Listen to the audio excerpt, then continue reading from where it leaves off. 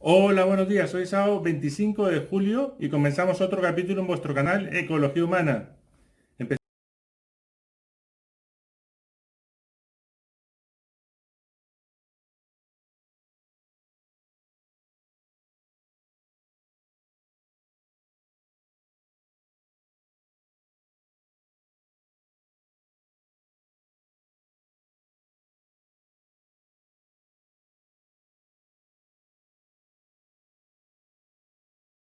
Comenzar con el capítulo en sí. Quería comentar que el doctor Reategui nos quiere presentar una cosmovisión del mundo y a través de todos estos capítulos en los cuales hemos estado hablando de ecología humana.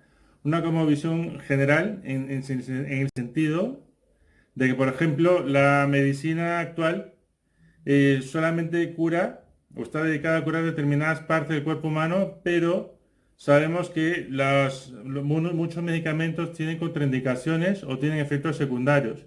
Te curan, por ejemplo, el hígado, pero te estropean los riñones, que se te curan el corazón, que luego te estropean la circulación de la sangre.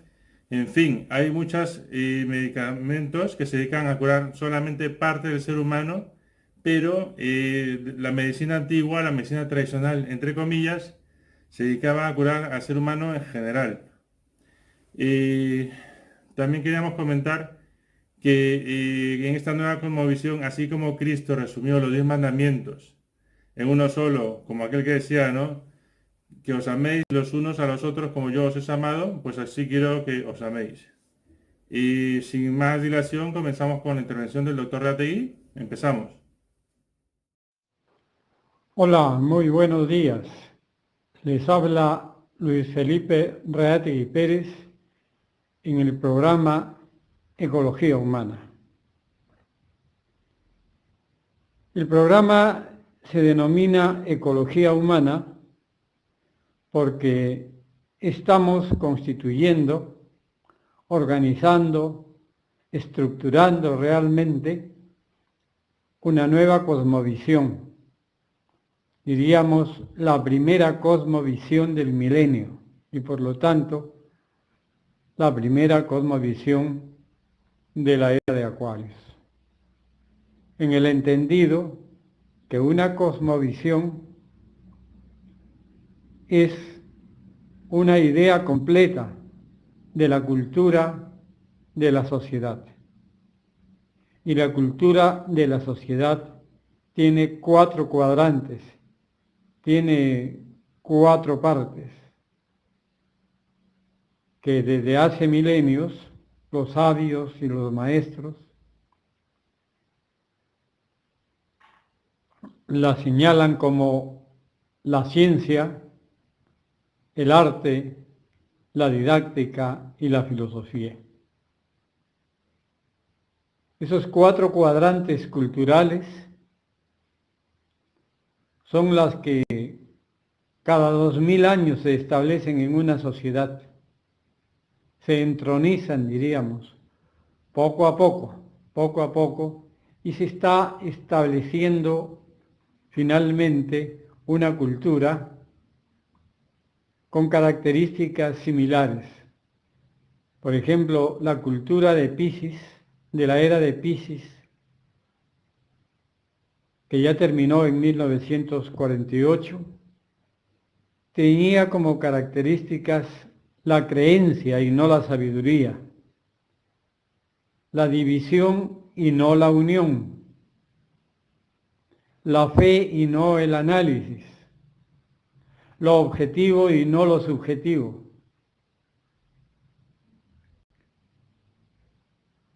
El entendimiento de lo físico y no de lo espiritual. En fin, una era que ya terminó en 1948, pero que sus influencias todavía se sienten. Posiblemente se vayan ya con las últimas personas de la era de Piscis, que somos nosotros, los que estamos alrededor del 80, y que la mayoría todavía piensa como en el pasado, porque en el pasado la humanidad vivió atrapado, vivió presa, así como ahora estamos atrapados por el coronavirus en nuestras casas, así la humanidad vivió atrapada 2000 años por la creencia, donde se perseguía todo lo que era sabiduría, se perseguía y se condenaba a todo lo que pensaban, y se alababa y se consideraba de gran prestigio un hombre de creencias, un hombre fijo y estable para el sistema. Los que pensaban diferente de la cultura común de la sociedad, pues tenían que reunirse en lugares secretos, para realizar sus investigaciones, porque siempre nacen personas con un criterio de investigar, de descubrir, de crear, y eso será siempre. Y bueno, esas personas eran perseguidas, tenían que ocultarse. De ahí que a todos los conocimientos que iban surgiendo se les llamaban conocimientos ocultos. Se estigmatizó el ocultismo. Y entonces la gente que pensaba diferente tenía que formar órdenes secretas. De ahí pues tantas órdenes secretas que han habido, ¿no? Como la masonería. La masonería es una de esas órdenes secretas, donde los hermanos masones, yo no soy masón, pero le llamo hermanos a los masones, tenían que reunirse porque ellos conocían astrología, conocían vegetarianismo, conocían de los procesos de la respiración para mantener la salud, conocían de que vivir en valores, en fraternidad, era bueno para ellos y era bueno para la sociedad. Pero todo eso estaba prohibido, porque realmente hace 2000 años era humanidad muy elemental. Y pues al cristianismo le tocó en Occidente, recalco en Occidente, conducir esa etapa de oscuridad que iba a caracterizar a la humanidad durante 2000 años. Y hizo un buen papel el cristianismo, realmente mantuvo. Y fue muy bueno porque la primera ley que trajo Cristo, el Maestro Jesús, el iluminado, el Cristo, el Hijo de Dios, la primera ley que le dio a la humanidad fue el amor, la ley del amor. Decía Cristo que os améis los unos a los otros, así como yo os he amado. Pienso que habría dicho como yo amo o como yo los amo. Esa fue la primera ley. Cuando uno ingresa a la primera sala al Museo del Louvre en París, allí está pues las leyes que habían antes grabadas en piedra, ojo por ojo, diente por diente. Realmente si tú robabas te cortaban un brazo. En realidad el que desobedecía lo torturaban y lo mataban. Eso era lo que imperaba, la ley del ojo por ojo, diente por diente, y que cambió Cristo con el amor. Pero miren pues, la estructura del ser humano es tan profunda, tan intrincada, tan especial, que han demorado 2000 años para que la religión católica esté tratando, y la religión cristiana, ¿no?, de que el hombre ame. Pues no hay personas, diríamos, más amantes de la sociedad que los sacerdotes, que los curitas que se van allá a la puna, a los desiertos, a la selva, a servir a su hermano el hombre. Las monjitas que se van con amor a servir a las comunidades, a las selvas, a los desiertos, a todas partes. Eso es lo que instauró el cristianismo. Esa es la verdad del cristianismo. es la religión del amor. Y que ojalá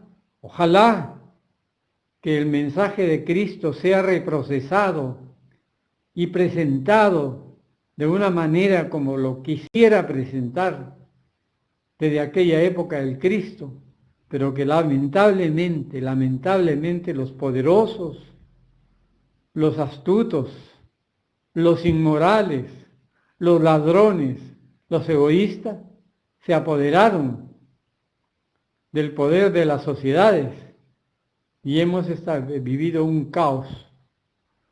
Por un lado, las personas del cristianismo, los curas, los monjes, los santos, los de alma pacífica, tratando de establecer una buena sociedad, y de otro lado, los inmorales, los corruptos, los astutos, los sinvergüenzas, los que mienten, los que engañan, los que viven por el poder, por la riqueza.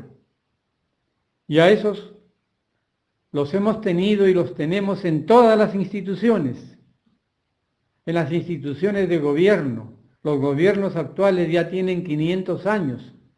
Nacieron en Inglaterra hace 500 años con elecciones, con democracia, con políticos. Pero ya colapsaron. Ya terminó, menos mal, la época de los políticos. Es que es cuestión de 1, 2 o 3 decenios máximo para que desaparezcan toda esta gente que se apodera del gobierno de los pueblos y los engaña, los corrompe, les roba y vive de ellos. Yo no sé qué piensan, qué tienen en su cabeza esta gente que cree que son eternos, que toda la vida van a estar comiendo, viviendo placenteros, viviendo, aprovechándose del trabajo de los demás. Porque cuando uno se muere no se lleva nada. Y ahí les empieza a ellos. Ahí les empieza. Porque ahí empiezan a pagar realmente lo malo que le han hecho a la sociedad. Entonces estamos ahora en nuevos tiempos, se está estableciendo una nueva sociedad. Y un adelanto de la nueva sociedad es esto que tiene ahora la juventud. Yo realmente no siento envidia por nadie, nunca. Pero cuando veo que en otras sociedades, en Argentina, en Colombia, en España, las juventudes están formando cátedras libres, cátedras paralelas, donde estudian filosofía, psicología, valores, donde estudian todo lo que hace mejor a la sociedad, fuera de la academia, porque la universidad no tiene estos programas, Entonces las nuevas juventudes están estableciendo las cátedras libres. Acá también en el Perú existe un joven intelectual que yo lo he visto empezar hace más de 30 años en el Parque de Miraflores. Empezó a juntar a poetas, artistas, literatos, y todos los días, viernes, estaba él ahí recitando poemas chinos, poemas japoneses, poemas hindúes, poemas nacionales. Y eso se ha convertido ahora en la cátedra de neurociencias. Todo eso impulsado por un joven ejemplar, Eduardo Rada. Eduardo Rada es un brillante joven intelectual que reúne todos los sábados en la municipalidad de Miraflores, en el Centro Cultural Ricardo Palma, a unos 100 a 150 personas que desean saber, desean conocer cómo es la estructura del ser humano. Y ahora pues se llama la Cátedra de Neurociencias. Yo hace más o menos una decena de años pasé por ahí y fui invitado, me hicieron pasar. Creían que yo era el personaje que les iba a enseñar relax. Porque yo pues en esa época pues usaba barbas, pelo blanco y creyeron que yo era un maestro y me hicieron entrar para que dé la charla que les enseñe a meditar, a respirar. Y escuché el amor, la libertad, la imparcialidad con que Eduardo Rada impulsaba precisamente a todas las personas que asistían allí a conocer la verdad del cuerpo humano, la verdad del cerebro, los dos hemisferios. Que realmente me asombró. Y en ese instante, cuando yo hablé, felicité a Eduardo Rada y al grupo que se reunía y les dije lo siguiente, me acuerdo claramente. Ustedes son en el Perú la avanzada que está surgiendo principalmente hoy en los Estados Unidos, después se irá a todo el mundo, de tener cátedras libres, cátedras paralelas y enseñar cosas más profundas que la universidad, que se ha ido convirtiendo en un centro de comercio, donde se comercia con la educación, donde no interesa que se formen bien los profesionales, sino que estén allí 5 años estudiando y pagando su mensualidad, y no les interesa que haya buenos profesores. No es la generalidad de las universidades. No pongo en esta misma dimensión a la Universidad Católica, a la Universidad de Lima, a la Universidad de Pacífico, a la Universidad de San Marcos. No. Esas universidades son un ejemplo para el Perú. Pero en esa época no existía ni la Universidad San Martín todavía. Eran las pocas universidades que habían y que ahora pues existen algunos centenares de universidades. ¿Formadas por quién? Por políticos, por parlamentarios, por gente que se lucra con la educación. Y es necesario de decirlo y levantar la voz, porque los amautas en la antigüedad eran los que levantaban la voz y decían la verdad, porque es necesario exponer la verdad. Estamos en nuevos tiempos. Y este programa de ecología humana considera que lo más perfecto para establecer una nueva forma, una nueva familia humana es la ecología humana. Porque la ecología enseña pues cómo funciona el universo. Y dentro de ese universo, la ecología humana, yo le he denominado ecología humana hace ya más de 30 años, la ecología humana enseña cómo funciona el hombre dentro de ese sistema universal, que es el cosmos, la naturaleza, donde todo está interrelacionado y nosotros somos allí un pequeño atomito, cada ser humano, pero estamos dentro de la sociedad, dentro de la naturaleza, dentro del universo, dentro del cosmos, y por lo tanto funcionamos dentro de ese cosmos. Y ese cosmos viene a ser el orden universal, viene a ser Dios, pues, viene a ser Dios. Y no entendemos eso todavía. De la misma manera que un pequeño bicho que funciona o que actúa, que vive alrededor nuestro, no entiende quiénes somos nosotros, los hombres. Así somos nosotros en el universo. Pues yo empecé a entender esto el 14 de abril de 1966, cuando conocí a un gurú, a un maestro. No un maestro de Oriente, sino un maestro de Occidente. Él había nacido en el Japón, su padre era embajador de México en el Japón, y precisamente me introdujo dentro del sistema de la yoga, que es lo que voy a empezar a desarrollar a partir de este sábado. ¿Qué es la yoga? ¿Para qué sirve la yoga? ¿Quiénes son los yogis? ¿Qué son los yogis? Pues no son todas esas cosas que nosotros vemos en los teatros, en las películas, en las revistas, en los parques. La yoga no es eso, pero claro, aparentemente sí es eso. De la misma manera que esta pared que tengo a mi costado es infranqueable, pero ya la física cuántica ha demostrado que las paredes son atravesadas por energías. Por eso es que tenemos ahora radio, televisión, teléfono inteligente.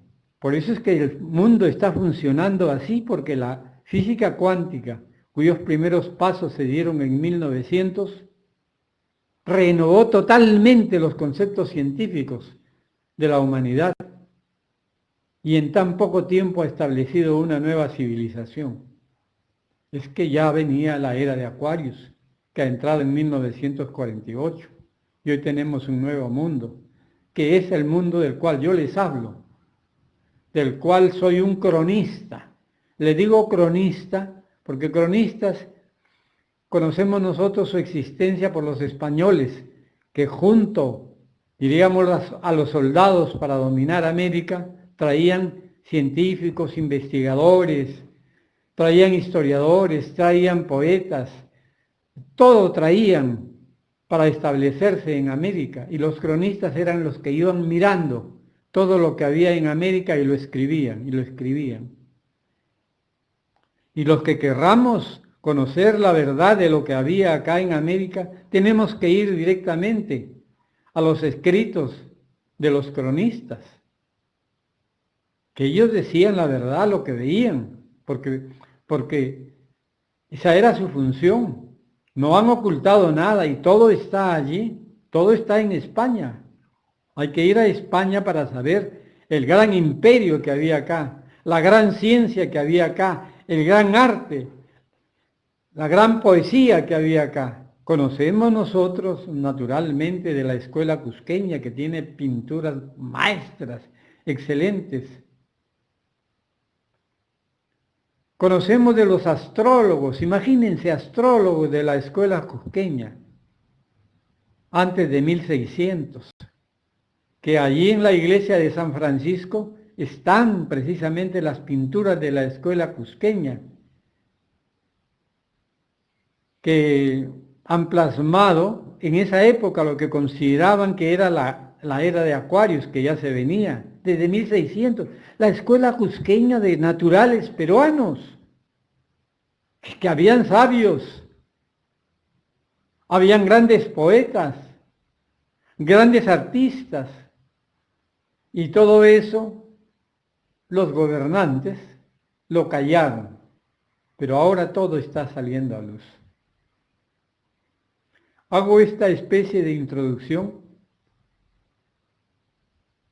para indicar que en el momento anterior al 14 de abril de 1966, pues yo tenía la cultura popular de antes y la defendía fieramente, con todo, porque creía en ello. Pero a partir de que empecé a practicar la yoga, a partir de que empecé a tener funcionando en mi cuerpo, diríamos, un mejor proceso de alimentación, de nutrición y un mejor proceso de eliminación de las basuras que quedan en mi organismo después de que se han consumido los alimentos, no solamente a nivel estomacal, sino a nivel celular. A partir de ese momento que todas mis células aprendieron a respirar con la yoga, aprendieron a no intoxicarse con alimentaciones sucias del sistema, alimentaciones industrializadas que lo único que hacen es envenenarnos. Todos los productos industrializados saben muy bien, saben muy ricos, muy agradables, y nos convierten en adictos al azúcar, adictos al dulce, y ahí empiezan los problemas de la humanidad, toda la comida chatarra, y ahí empiezan los cánceres. Antes no habían cánceres, habían otras enfermedades terribles, pero relacionadas con la conducta, con los vicios de algunos seres viciosos, pero no con la sociedad. La sociedad siempre ha sido sencilla, humilde, más que con cultura, con sabiduría del vivir. Por eso se vivía así naturalmente. Bueno, para mí empezó la yoga y yo voy a empezar como un cronista a narrarles todo eso y a explicarles cómo es el metabolismo de las células, porque ahí está la verdad de todo, en el metabolismo de las células, en el metabolismo de las neuronas, cómo cada neurona del cuerpo es inteligente realmente, tiene inteligencia, pero perdonen la palabra, toda cochinada que le llevamos diariamente a través de los alimentos impide que cada una de nuestras células funcionen con salud, con sus propios sistemas de defensa, con sus mismos sistemas, diríamos, de colaboración social de las células con las otras células, que hace precisamente que los órganos evolucionen, sean mejores, sean más sanos. Y órganos sanos, comunicándose socialmente con los otros órganos, van estableciendo sistemas, van estableciendo un nuevo cuerpo humano.